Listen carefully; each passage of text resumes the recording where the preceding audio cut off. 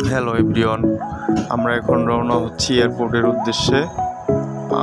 বিকেল সময় 3টা বাজে। তখন দেখেন একদম রাস্তা ফাঁকা, কোনো রকম যানজট ছিল না। আমাদেরকে 1 ঘন্টার ভিতরে এয়ারপোর্ট চলে গেছি আমরা। অন্য টাইমে 1.5-2 ঘন্টাও চলে যায় যানজটে পড়লে। যাই হোক, খুব রিল্যাক্স মুড নিয়ে আমরা চলে গেছি, এয়ারপোর্টের দিকে যাচ্ছি। এখন দেখেন রাস্তা একদম ফাঁকা। দিনটা ছিল আন্তর্জাতিক শ্রমিক দিবস, 1 মে।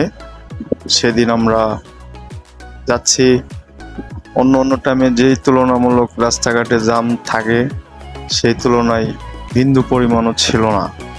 যাই হোক, আমরা খুব আনন্দিত। রাস্তা ফাঁকা পেয়ে আমরা খুব দ্রুত চলে গেছি এয়ারপোর্টে।